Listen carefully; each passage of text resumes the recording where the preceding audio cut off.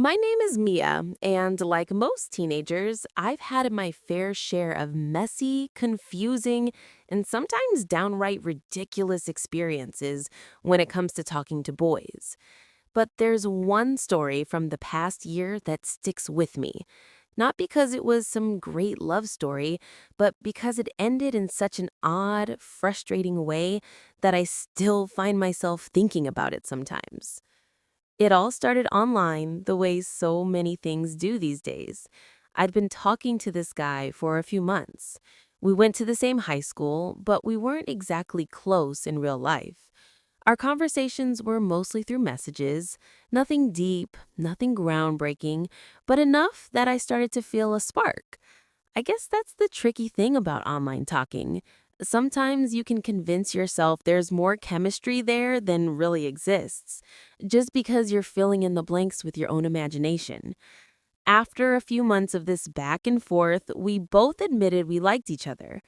By that point, we had only hung out twice in real life. Twice. That's it. But somehow, in the weird ecosystem of high school talking stages, that was enough to make things feel like they were going somewhere. We weren't dating, but it felt like the next step was on the horizon. Except instead of things moving forward, they stalled. That's when my feelings started to fade. He didn't make any effort to know me on a deeper level. Our conversation stayed shallow, always on the surface, never pushing past small talk. When we did see each other, he didn't really seem to know how to act around me. He wasn't mean, but he wasn't present either. I remember sitting there trying to spark conversation and feeling like I was pulling teeth.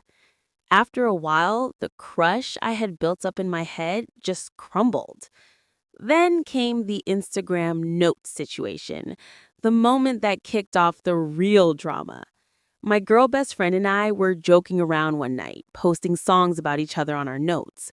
The songs made it pretty obvious they were about each other, and it was just our little inside joke. Not long after, I got a message from him. "Are you and her a thing?" I didn't even know how to answer, so I asked my best friend what I should say, and she laughed and told me to just say yes to play along. At first, I thought it would be funny, so I said something vague like, "We're figuring things out." To my surprise, he believed it. Suddenly, the joke wasn't just a joke anymore. It became an escape hatch. I had been losing feelings anyway, and instead of confronting the awkward reality that I didn't see this going anywhere, I leaned into the misunderstanding. My friend told me to just go with it, and honestly, I was relieved. When I explained things to him, he was calm. We agreed there were no hard feelings, that we'd stay friends and still be there for each other. For a brief moment, I thought, well, that was easy. Except it wasn't. A few days later, he deleted me. At first, I was confused. We had agreed everything was fine, so why cut me off? I asked another friend to check in with him, and his response threw me off completely. He told her he couldn't eat or sleep because of the situation. That hit me hard. How could something so surface level have such a deep impact on him? We had barely hung out, barely talked about anything real, and yet he was acting like his world had been turned upside down. So I added him back, trying to smooth things over. We talked a little and it felt normal again. But then a couple of weeks later, he deleted me again. I couldn't understand it.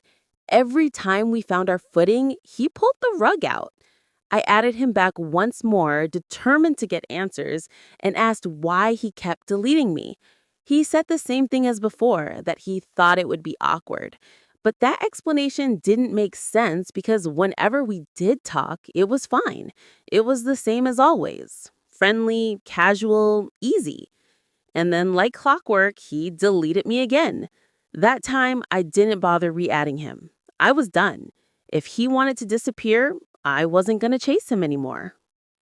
Life moved on and I stopped thinking about him. Until I found out he was talking to another friend of mine. Not my best friend, but someone in the same social circle. She knew the whole story about what had happened between us, and now suddenly she was hanging out with him. The part that stung wasn't jealousy. I wasn't jealous. My feelings for him had died a long time ago. What bothered me was seeing how differently he treated her. He actually made an effort with her. He hung out with her in person. He showed up in ways he never did for me. I told myself I was happy for her, and I am. But I couldn't shake the feeling that she deserved better. Watching him suddenly come alive for someone else made me question everything about the way he had treated me. Was I just a practice run? Did he never like me that much in the first place? Or did it take losing me for him to finally realize he had to put in effort? Looking back, I know I didn't handle everything perfectly.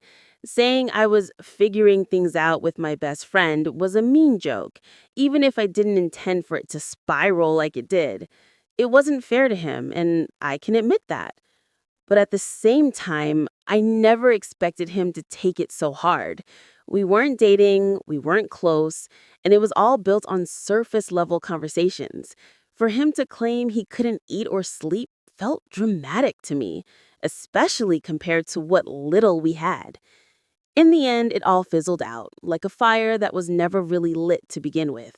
But it taught me a few things about honesty, about not dragging things out, and about the way some people can feel more attached to an idea than an actual person. He was never really mine, and I was never really his. We were just two teenagers fumbling through mixed signals and bad timing, learning lessons the hard way. Drop your comments below and don't forget to subscribe.